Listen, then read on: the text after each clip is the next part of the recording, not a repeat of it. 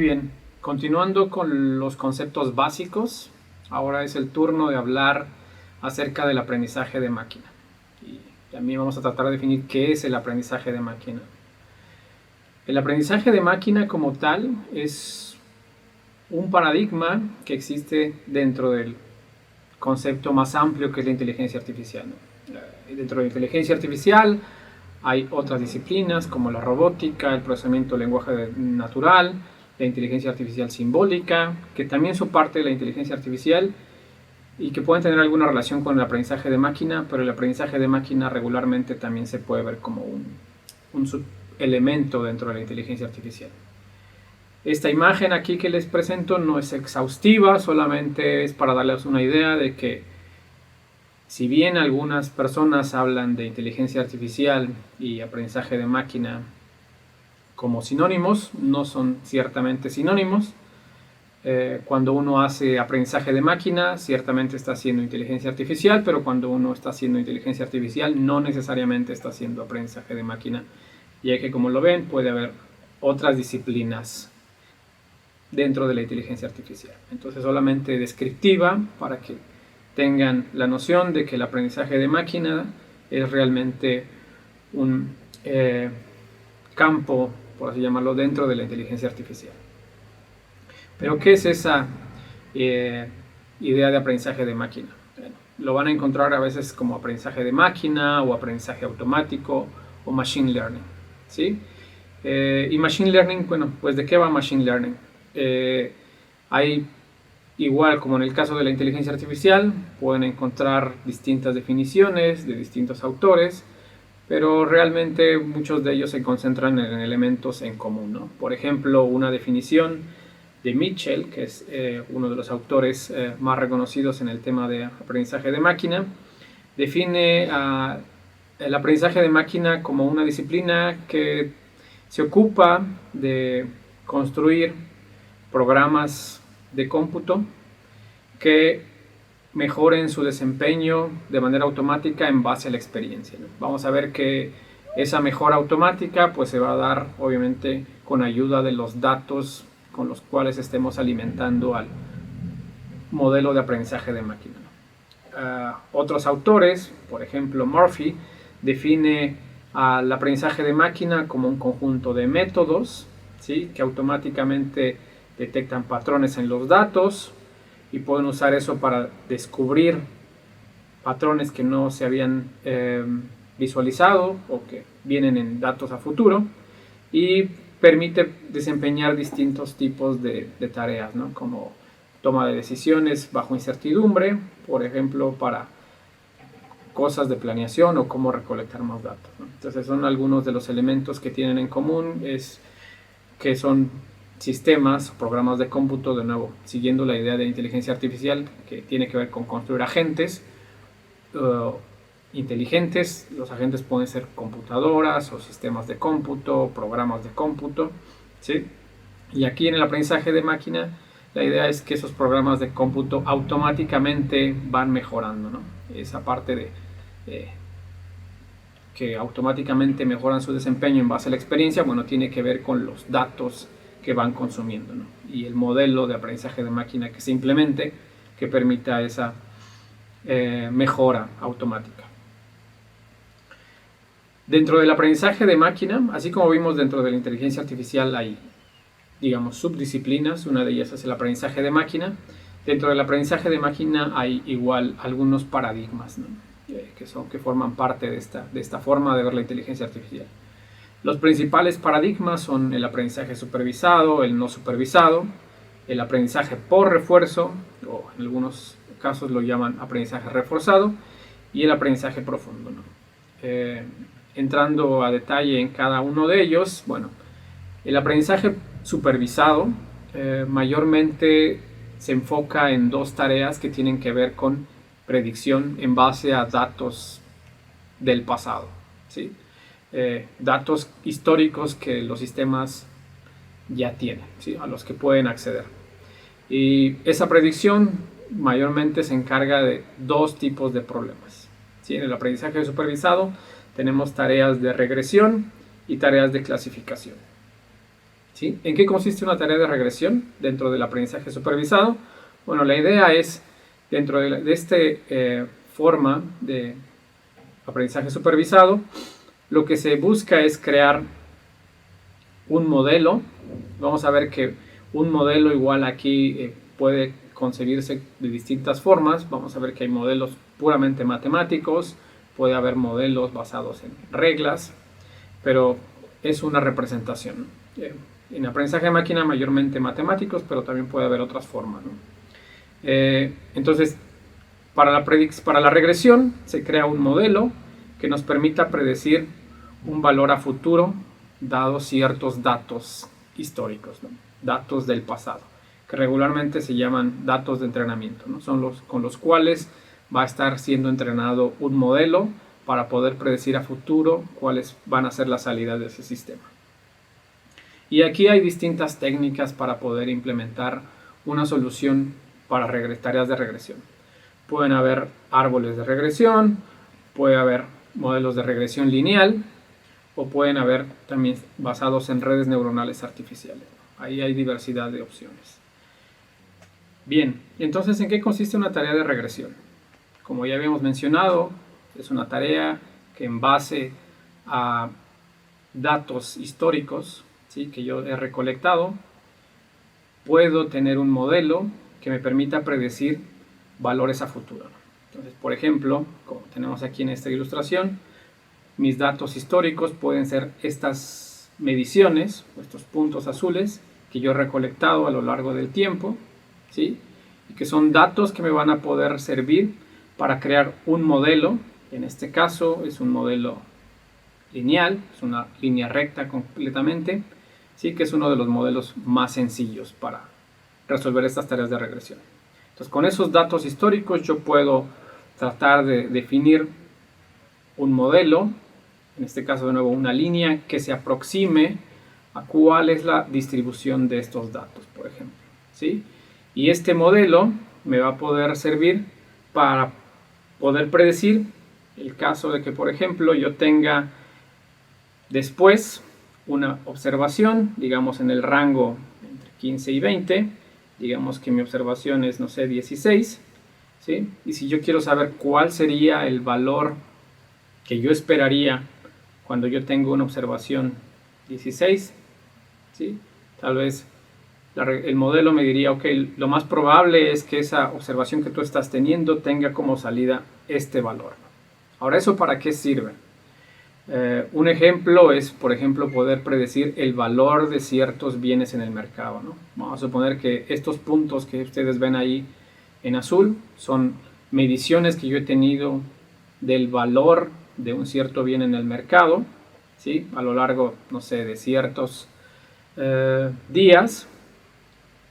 Y yo en algún momento quiero saber, ok, dadas estas situaciones que yo observo, que por ejemplo, no sé, pudo haber sido este eje de X, tal vez me podría estar indicando un cierto valor financiero, no sé, digamos, por poner un ejemplo absurdo, podría ser una cierta tasa de interés.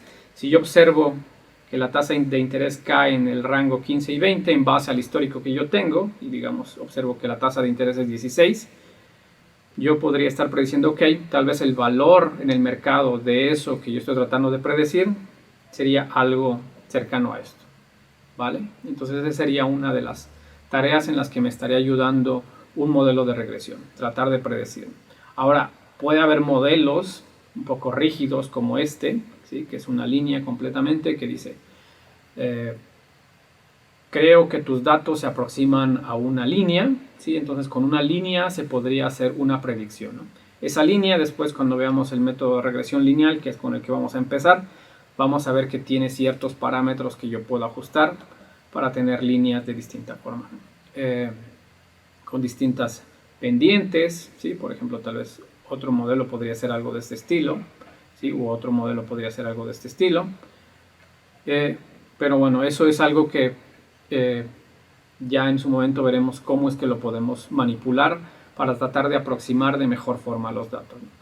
Esas son algunas de las formas en las que yo puedo crear un modelo para tarea de regresión, pero tal vez yo puedo tener modelos más flexibles, como por ejemplo algo de este estilo, una curva, en donde tal vez realmente la distribución de los datos tal vez se parece más a una curva, y una curva tal vez pueda ser mejor para predecir cuáles son los valores que yo esperaría, ¿no? Y por ejemplo aquí tal vez, como podemos ver, esto me puede dar mejores resultados, ¿no? Ya que en esta parte tal vez mis mediciones al inicio, siguiendo el mismo ejemplo, tal vez estos valores de tasa de interés, el precio estaba un poco más arriba de esto, ¿no? Y conforme cambia la tasa de interés, esto realmente se comporta más tal vez de esta forma. Ok, entonces una tarea de regresión me va a permitir predecir valores que yo no tengo en mis datos de entrenamiento, ¿no? ¿Qué es lo que yo podría esperar, ¿sí? Dado los datos que yo he observado, ¿no? Entonces predecir cosas a futuro, ¿no? Y por ejemplo también en contextos de multimedia tal vez me podría ayudar en base al perfil de un cierto usuario en YouTube y los videos que está viendo, poder tal vez predecir cuál es la edad de ese usuario, ¿no? Un valor continuo en muchos de los casos, ¿no? Regularmente lo que vamos a tener en el contexto de problemas de regresión es que vamos a tener una serie de observaciones como las que yo tengo aquí, ¿sí? Aquí por ejemplo solamente estamos viendo 21 observaciones, ¿sí? O mediciones que están descritas por ciertas características, ¿no? Y regularmente esto se va a conocer como mis datos X, ¿no? Y esos datos X, ¿sí? De nuevo representan mediciones. Aquí tengo 21 mediciones. Cada una de estas mediciones tiene 9 atributos que las describen, ¿no? Y de nuevo, en el caso de, por ejemplo, el valor de algún activo en el mercado, esto pudo haber sido, ok, la tasa de interés en ese momento, esto pudo haber sido, no sé, el valor esperado de descuento, distintos atributos que me describen esa observación. Y acompañando a esa descripción, vamos a tener también el valor observado, ¿sí? Que me interesa poder después predecir, ¿no? Por ejemplo, este pudo haber sido ya el valor de ese elemento en el mercado, ¿no? Y para cada una de estas observaciones, yo voy a tener ese valor que la acompaña, ¿no? Dado esta observación 9, por ejemplo, que está descrita por este conjunto de atributos, ¿sí? Lo que se observó en su momento es que el valor, digamos, en el mercado de eso era un 310, ¿no? Pero, por ejemplo, la observación 18, ¿sí? Descrita por estos elementos, lo que se observó en el mercado es que su valor era de 97. Entonces, la tarea de regresión va a consistir en, ok, yo tengo estos datos del pasado, o mediciones históricas, y sé cuál es la salida correcta, ¿sí? En base a esa observación que se tuvo. Bueno, voy a tratar de crear un modelo que me permita predecir después, si llega a haber una nueva observación, tratar de pronosticar cuál va a ser el valor de salida, cuál va a ser el valor que yo esperaría. Entonces, de eso va a grandes rasgos las tareas de regresión. De nuevo, conforme vayamos desarrollando ejercicios y viendo las principales técnicas que me permiten crear modelos de regresión, esto se irá clarificando, ¿no? Pero de ahora, como parte de los conceptos básicos, es importante ahora mencionar que eso es lo que vamos a estar enfrentando en las tareas de regresión. Otra de las tareas comúnmente que uno encuentra en aprendizaje supervisado son las que tienen que ver con clasificación. Y ahí concretamente la idea es igual, en base a datos históricos, mediciones que yo tengo, he recolectado a lo largo del tiempo, crear un agente, un sistema inteligente que pueda hacer predicciones, ¿no? Y en este caso las predicciones tienen que ver concretamente con clasificar o categorizar lo que yo estoy observando, ¿no? Entonces, lo que yo podría tener en estos casos es, digamos, si yo quiero construir un sistema o un agente inteligente que me ayude a clasificar imágenes, ¿sí? Y que me diga, por ejemplo, qué es lo que hay en esa imagen. Y, por ejemplo, me interesa identificar en imágenes si es que hay o no hay perros, ¿sí? Lo que yo haría es, al sistema le mostraría datos, ¿sí? Imágenes, gran cantidad de imágenes de perros, y le diría, ok, aprende que esto es un perro, este es un perro, este es un perro, esto es un perro, ¿sí? Yo le estoy pasando esos datos, esas mediciones que yo he recolectado a lo largo del tiempo. Y yo implementaría dentro de este agente un modelo de aprendizaje de máquina que que haría esa asociación, ¿no? Esta imagen corresponde a un perro, esta igual a un perro, esta también a un perro y esta también a un perro, ¿no? Entonces aprendería que cada vez que vea esta imagen a la salida, eso debe decir, eso es un perro, ¿no? De tal forma que cuando llega una nueva imagen que yo no la había mostrado, inmediatamente el sistema pueda saber, ok, esta nueva imagen es o no es un perro, ¿no? Entonces estaría prediciendo cuál es, de cierta forma, y eso es lo que hacen muchos modelos, la probabilidad de que esta imagen sea la de un perro, ¿no? ¿Vale? Obviamente esto puede llegar a complicarse en algunos escenarios, ¿no? Yo le presento una nueva imagen y tal vez el modelo en algunas ocasiones pueda llegar a tener dificultades para tratar de identificar si en esa nueva imagen que yo le estoy presentando realmente hay un perro o no hay un perro. Y bueno, esto lo he ejemplificado con imágenes de perro, pero clasificación puede ser igual de otras cosas, incluso de imágenes, de otro tipo de imágenes, incluso con sistemas con los que nosotros hemos interactuado cotidianamente, por ejemplo, las redes sociales, lo que han algunas de ellas implementado son esquemas de aprendizaje de máquina para que nos permitan a nosotros de manera automática identificar quiénes están en esas imágenes, ¿no? Entonces, alguna plataforma, uno pone una nueva imagen y esa nueva imagen la analiza y sabe identificar quiénes están dentro de esa imagen, ¿no? Y entonces clasifica que en esta parte está esta persona, en esta otra parte está otra persona, ¿no? Entonces son tareas de clasificación, ¿sí? Pero también la aplicación no es solamente imágenes, también puede ser, por ejemplo, no sé, señales de audio que tal vez esté recolectando del ambiente. Se recolecta la señal de audio y se puede detectar si hay o no un sonido en específico, ¿no? Y hay distintas otras áreas en las que la clasificación también juega un papel importante. En contraste a lo que teníamos en cómo se representan regularmente los datos en una regresión, en las tareas de clasificación lo que vamos a tener igual, vamos a tener nuestras observaciones, ¿sí? Vamos a tener nuestras observaciones, por ejemplo, esta es una observación, esta es otra observación, esta es otra observación y tiene ciertos atributos, ¿no? En este caso solamente se muestran 3 atributos, ¿no? De nuestras observaciones, o en este caso como lo llaman, número de casos, ¿no? Es lo que yo tengo ahí. Y esto sería, un poco siguiendo la analogía de la regresión, esto sería lo que regularmente llamaríamos nuestros datos X, ¿no?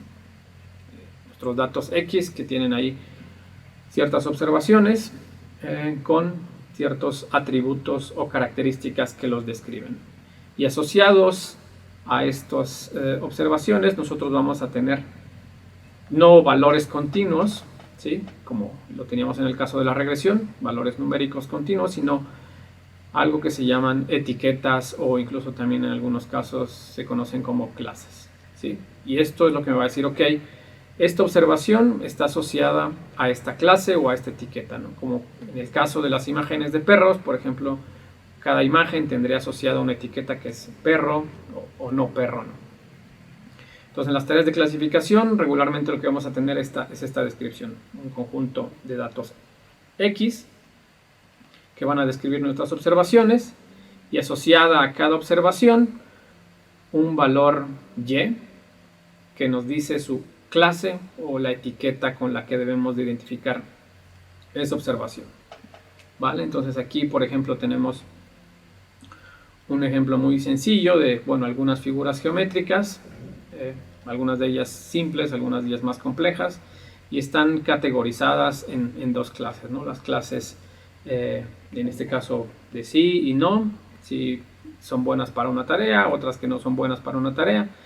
Y la tarea de clasificación, por ejemplo, en este caso es, ok, ya tengo esas observaciones, ¿qué pasa si ahora observo este tipo de figura geométrica, ¿no? ¿Lo pondría esta figura geométrica de este lado o la pondría de este otro lado, ¿no? Y de nuevo, son ejemplos sencillos, pero ustedes tienen que comenzar a imaginar que en el mundo real yo podría presentarle a un sistema inteligente una imagen, en el contexto de movilidad, por ejemplo, una imagen de tráfico y me tendría que identificar en esa imagen de tráfico qué es lo que hay, ¿no? Si hay autos, si hay bicicletas, si hay scooters, si hay peatones, ¿sí? Y podría identificar si existen o no existen esos elementos en las imágenes y clasificar lo que está observando. Ok, entonces dentro del aprendizaje supervisado ya vimos tareas de regresión, tareas de clasificación. El otro paradigma dentro del aprendizaje de máquina es el aprendizaje no supervisado. Y ahí la idea es que es no supervisado porque no hay una señal que me esté diciendo qué es lo que hay en esos datos, ¿no? En el caso del aprendizaje supervisado, si recuerdan, nosotros hablamos de que tenemos este conjunto de datos X asociados a una Y, ¿sí? Que en el caso de la regresión me dice, ok, si estás viendo esta observación, lo que debes esperar es que esto sea el valor de salida, ¿no? Para regresión. Y para el caso de clasificación, si tú estás observando esta X, lo que puedes esperar a la salida va a ser cierta etiqueta, ¿no? ¿Vale? Y ahí de alguna forma estamos, o estas señales están sirviendo como elementos que van a estar supervisando la parte del aprendizaje, ¿no? Le están diciendo cuáles son las salidas que esperarían, ¿no? Ahí está la parte de la supervisión. En el caso del aprendizaje no supervisado, regularmente solamente tenemos este elemento X, ¿no? Pero no sabemos esas mediciones o esas observaciones a qué se refieren, ¿sí? Solamente tenemos datos recolectados, pero no hay, digamos, una parte que nos diga esta observación corresponde a este tipo de fenómeno, ¿no? Entonces lo que tenemos realmente son en muchos casos datos, digamos, crudos, así tal cual se recolectan y no sabemos exactamente qué es lo que hay ahí, ¿no? Entonces no hay etiquetas, no hay clases predefinidas, no hay valores predefinidos que me digan esta observación va a corresponder a esperar este tipo de salida, ¿no? Entonces un conjunto de datos que tendríamos sería tal vez algo de este estilo. Yo tengo aquí mis observaciones y cada una de esas observaciones está descrita por un conjunto de características o atributos, ¿vale?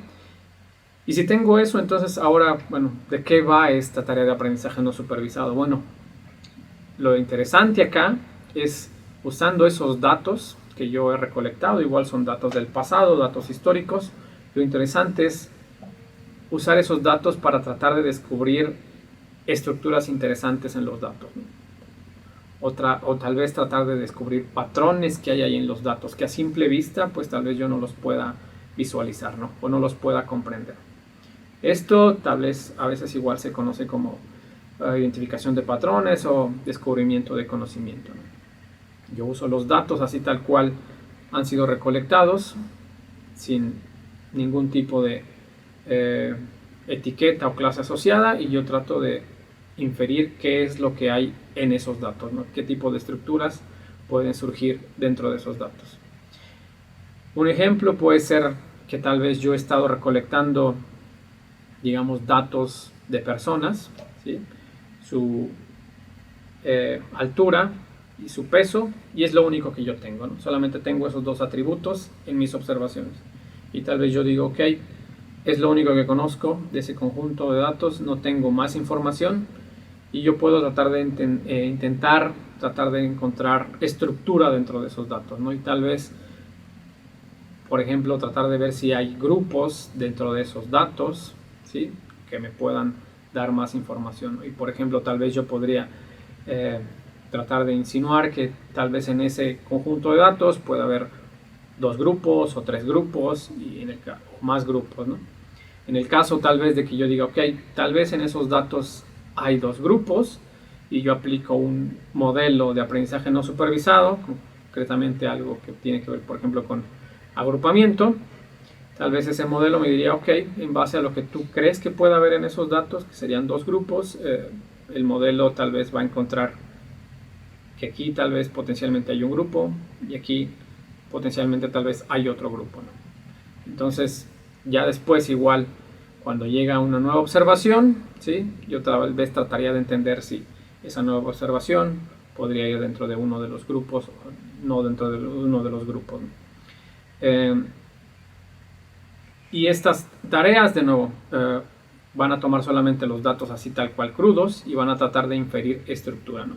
Yo aquí, en el ejemplo que tengo, sugerí 2, pero podría haber incluso alguien que dijera, pues parece que hay más de 2 grupos, ¿no? Podría ser que tal vez este es un grupo, este es otro grupo tal vez, y estos de acá son otros grupos, ¿no?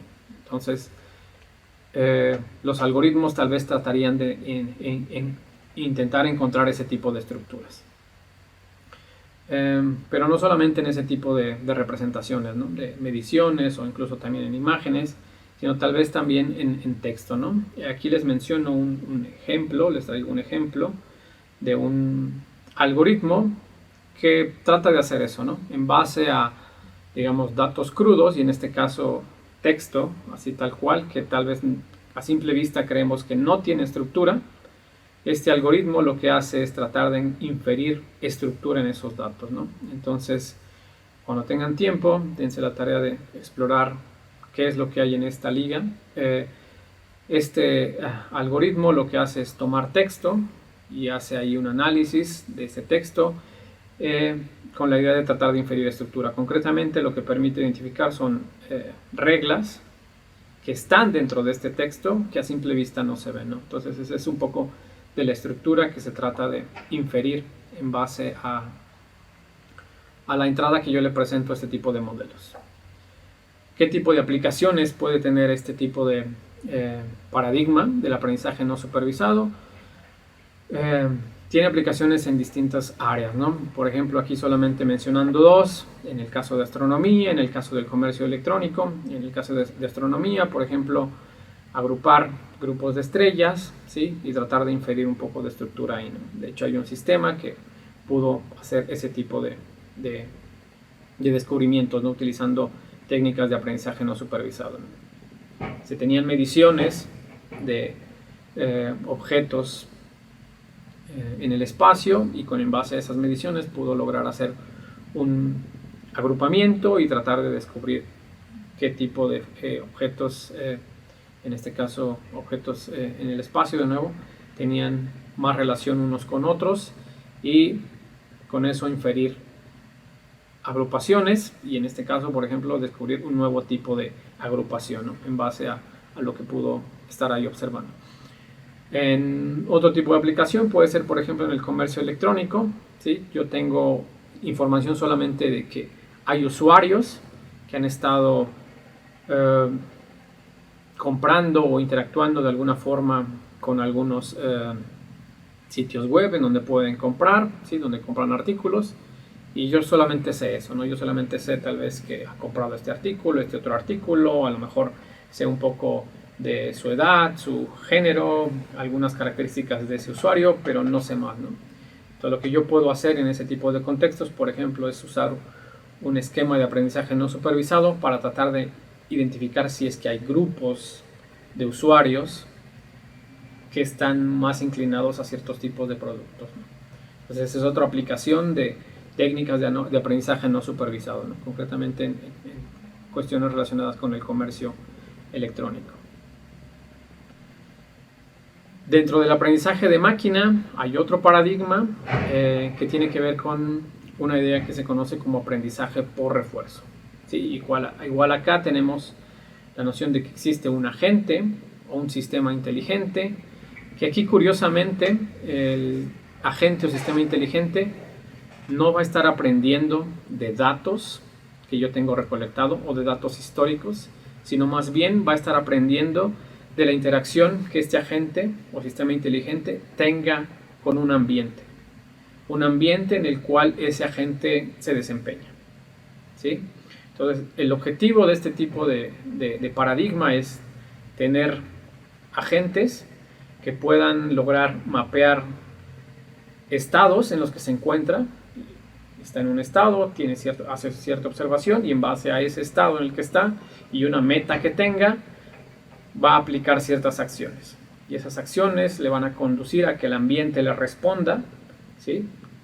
Con otras señales, que son las que va a tener que tomar ese agente para estar ejecutando otras acciones que lo lleven a otro estado y le generen recompensas, ¿sí? Un ejemplo clásico es la forma en la que algunas personas hemos aprendido, por ejemplo, a andar en bicicleta, ¿sí? Ahí podemos asumir que una persona es el agente, ¿sí? Es el sistema que está tratando de desarrollar o desempeñar una tarea, ¿no? Y el objetivo, por ejemplo, en el caso de andar en bicicleta es pues trasladarte de un punto A un punto B, ¿sí? En la bicicleta sin sufrir, por ejemplo, caídas, sin sufrir accidentes, ¿no? Entonces ahí inicialmente, como nosotros comenzamos a aprender a andar en bicicleta, estoy en una cierta situación, estoy arriba ya de la bicicleta, estoy sensando en qué estado estoy, qué condiciones son en las que estoy, y si estoy parado, por ejemplo, una acción que puedo tomar inmediatamente es comenzar a pedalear, ¿no? Con la pierna que tal vez tengo mejor ubicada para comenzar con fuerza el pedalear. Entonces esa sería una acción. Y esa acción me conduciría a que el ambiente me estaría respondiendo, ¿no? ¿Cómo me estaría respondiendo el ambiente? Bueno, yo observo ahora que me estoy moviendo, ¿no? Empiezo a sentir que me desplazo a cierta velocidad. Me empiezo a desplazar a cierta velocidad y haciendo un análisis igual del estado en el que encuentro, yo podría tomar una siguiente acción, ¿no? Si voy a una velocidad baja, una acción que yo podría hacer es pedalear con más fuerza, ¿no? Para alcanzar una mayor velocidad. Si estoy en una velocidad alta, tal vez lo que yo puedo hacer es dejar de pedalear, ¿no? Esa es una acción que yo podría hacer, ¿no? Para mantener tal vez una velocidad a la cual yo quisiera estar, ¿no? Una acción, y todas esas acciones, por ejemplo, me están dando recompensas que serían positivas, ¿no? Cuando yo estoy parado y empiezo a pedalear, me estoy aproximando tal vez a lograr llegar al punto a donde yo quiero ir, ¿no? Esa es una recompensa que yo la podría percibir como positiva, ¿no? Me estoy acercando a lo que yo quiero llegar, ¿sí? En ambos casos, cuando empiezo a pedalear y yo estaba parado, o cuando pedaleo más fuerte para aumentar la velocidad, o cuando dejo de pedalear para no pasar cierto límite de velocidad que yo quiero, ¿no? Todas esas acciones me están dando un refuerzo positivo, ¿no? Me están diciendo, ok, lo estás haciendo bien, vas bien, ¿no? Si yo, por ejemplo, en el caso de que ya voy a una velocidad alta y por alguna razón decido frenar abruptamente, es una acción que yo puedo ejecutar, ¿sí? Y tal vez algunos lo han experimentado. Si yo freno abruptamente, digamos, con los frenos delanteros, lo que va a pasar es que salga volando, ¿no? Entonces eso implicaría que ahora el ambiente me respondería con una señal que traería un refuerzo negativo, ¿no? ¿Qué pasaría? Me caigo de la bicicleta, salgo volando, eso va a implicar de alguna forma, obviamente, que yo no llegue al objetivo a donde yo quería llegar, que experimente dolor, y eso yo lo estaría asociando con unas recompensas negativas, ¿vale? Entonces la idea del aprendizaje por refuerzo es eso. El agente no va a aprender de datos del pasado ni mediciones del pasado, ¿no? Como en el otro caso, ¿no? Que yo recolecto datos y solo es lo único que uso para desarrollar mi modelo de aprendizaje, ¿no? Sino que en este caso el agente va a estar aprendiendo de la interacción con el ambiente, ¿no? Aquí, por ejemplo, hay un ejemplo más en el que yo tengo aquí un perro, ¿sí? En el cual el perro ejecuta ciertas acciones y el ambiente con el cual está interactuando, en este caso, por ejemplo, es una persona. Entonces el perro, una de las acciones que puede hacer obviamente es acercarse a esta persona, juguetear un poco con la persona y darle indicaciones como que, oye, quiero que me lances esta varita, ¿no? Entonces el ambiente, en este caso la persona, le responde enviándole la varita, que eso le da señales a la gente de que el ambiente ha cambiado, la varita ya no la tiene la persona, sino que está en algún lado y que tiene que ir por ella, ¿no? Y eso le da cierta satisfacción al perro, es una recompensa que él adquiere, ¿sí? Al acercarse a la persona, y eso se puede convertir en un ciclo, ¿no? En el que la gente, en este caso el perro, le regresa la varita, ¿sí? Eso es un estado del ambiente en el que ahora la persona tiene la varita, La persona tira la varita, eso lleva a otro estado en el que la varita ahora está en algún lado de donde la tiene que ir a recolectar este agente, ¿no? Y eso le trae recompensas.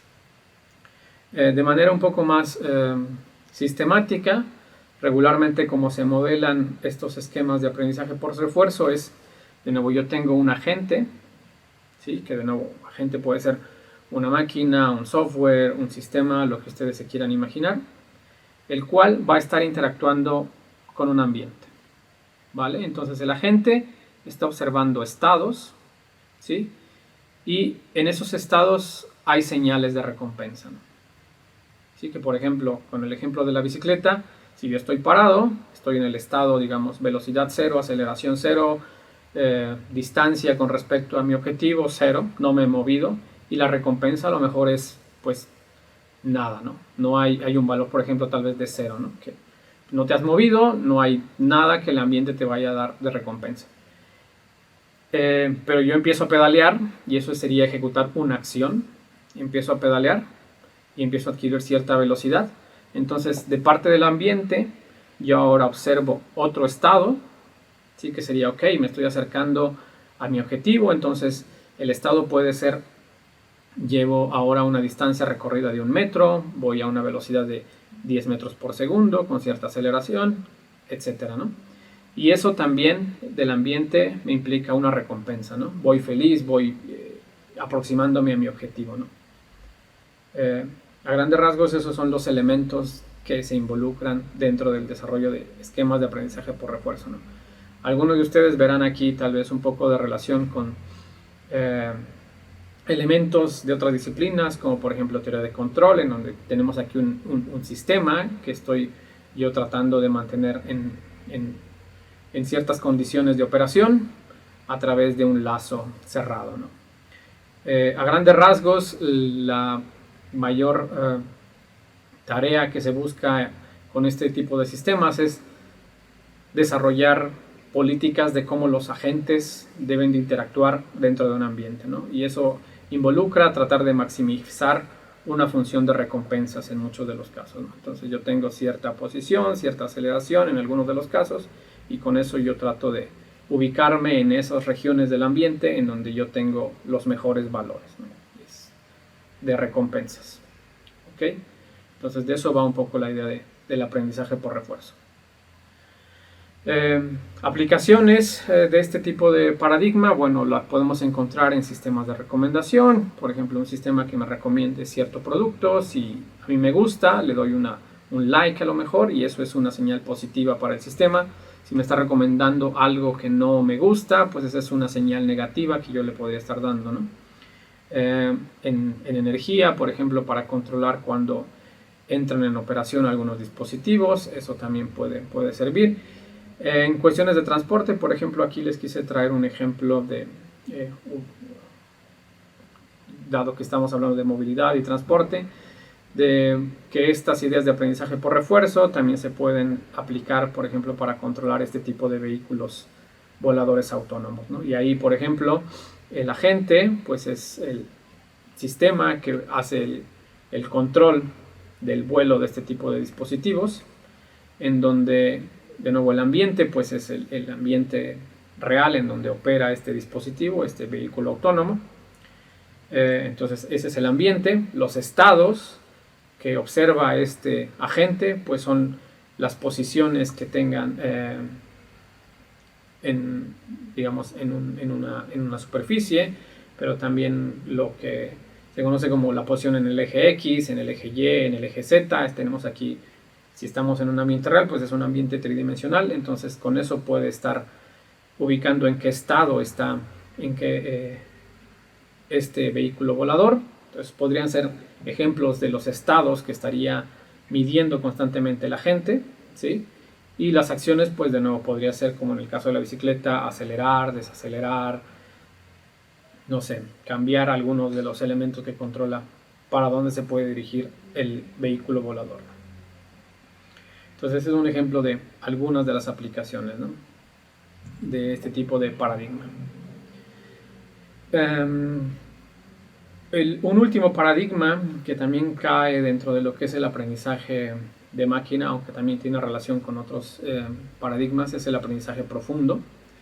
Y aquí la idea es llevar, digamos, a un ambiente aún más elaborado esta idea de redes neuronales artificiales, ¿no? Hasta ahora no hemos entrado a detalle de qué son ni cómo lucen las redes neuronales artificiales, pero algo que tienen que tener en mente es estas redes neuronales artificiales se componen de unidades básicas de procesamiento de información o de datos, que son las neuronas artificiales, ¿sí?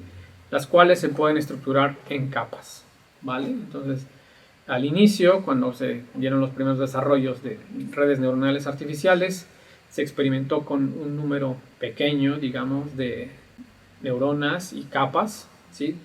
De neuronas. Regularmente en una red neuronal artificial las neuronas están estructuradas en capas, ¿sí? Regularmente yo tengo una, digamos, una capa de entrada que pasa la información a una capa intermedia y esa capa intermedia después pasa la información a una capa de salida que ya me permite hacer tareas de regresión o de clasificación, ¿vale?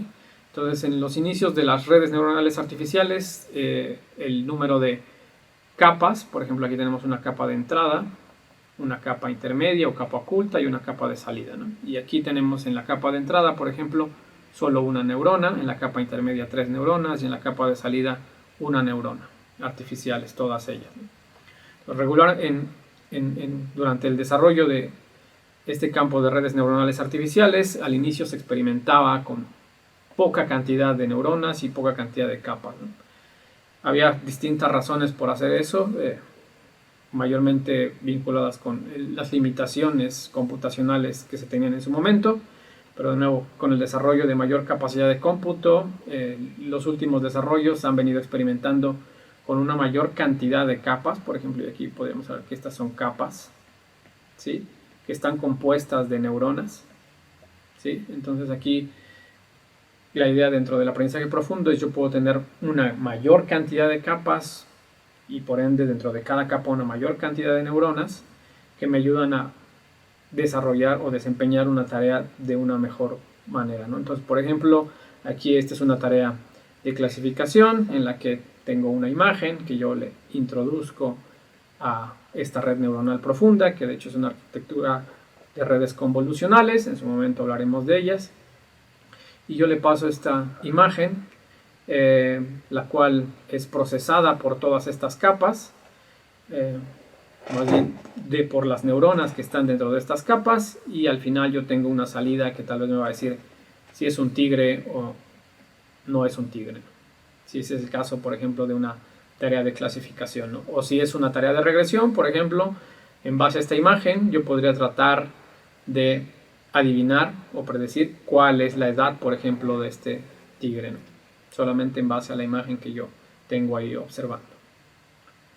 Bien, y este es realmente de los últimos paradigmas que ha tenido gran auge en estos últimos años, sobre los cuales se han construido las soluciones que ya hemos mencionado, ¿no? DALL-E, ChatGPT, implementan este tipo de arquitectura, ¿no? Redes neuronales artificiales con una gran cantidad de capas y dentro de las capas gran cantidad de neuronas que son las unidades de procesamiento de los datos.